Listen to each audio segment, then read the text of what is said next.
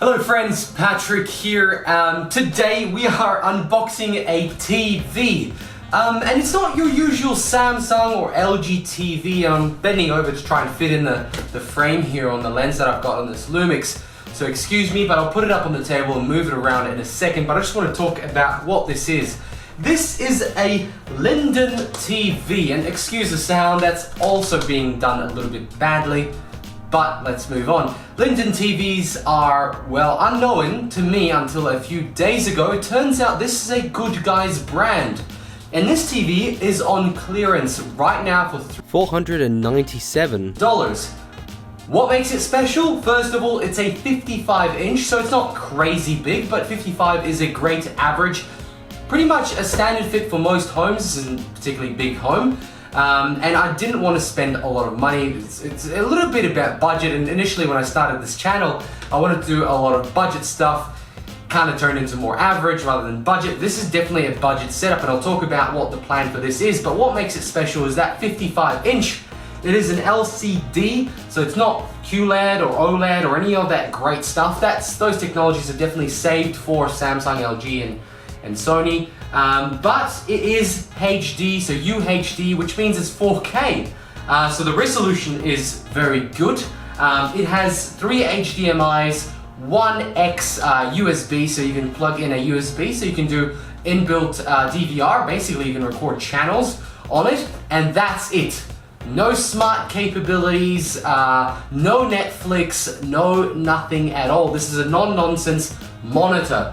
So what does it actually mean? Well, it's basically a huge monitor that I'm gonna hook up an Apple TV to it, and all of a sudden it'll be a smart TV for the price of $600. So $400, so $500 plus the $200 for the Apple one. So yeah, $700 for a 4K smart TV. However, the smart part of it inside that TV is never going to be good as a $3,000 or $2,000 TV or even $1,500 TV. So what you're really getting is premium smart TV features in your Apple TV and a very good screen. Now, reviews I saw online have been pretty good on the quality of the screen. The audio has been rubbish, but I have a solution for that anyway.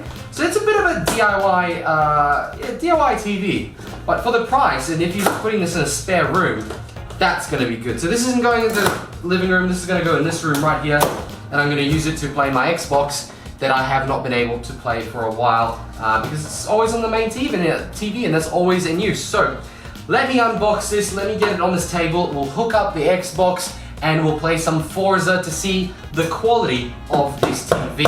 So there's not much in the box, unfortunately. There's obviously the TV, there's the remote, and it comes with batteries, 2 feet. They're just feet, they're not even a proper stand, they just go inside the TV. And remember, when you're trying to get out the TV, maybe make sure you have 2 people.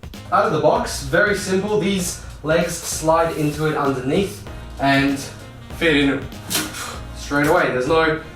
There is screws, so I'll need to put in the screws in a minute in the back.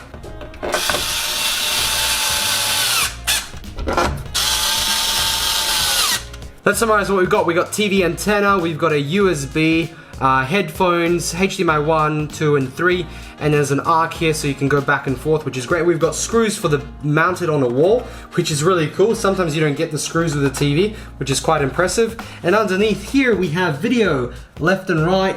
So this is the old one that you can connect basically your old gaming consoles, your retro ones, which is awesome. And we've got optical sound.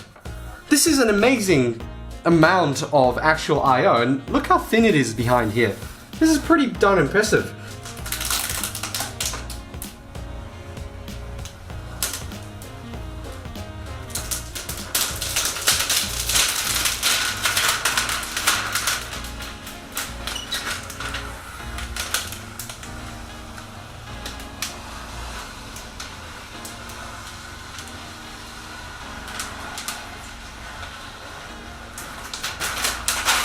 Alright, and this is when the fun started. I could not get it to connect to my Xbox. It was set up for a different 4K TV, a Samsung one I have in the other room. So connecting it was actually quite troublesome. I actually had to connect a monitor to the Xbox, turn off a 4K feature, even though this TV is 4K, and then I was only able to actually connect the Xbox. This was extremely frustrating because a computer I connected was able to work at 4K at 60 frames. So it was something to do with the Xbox. I know the Xbox itself doesn't do 4K, but it should still be able to connect and be shown as a 4K compatible device. So every time I clicked allow 4K, it went to no signal and unfortunately did not work. However, that's going to come in the review.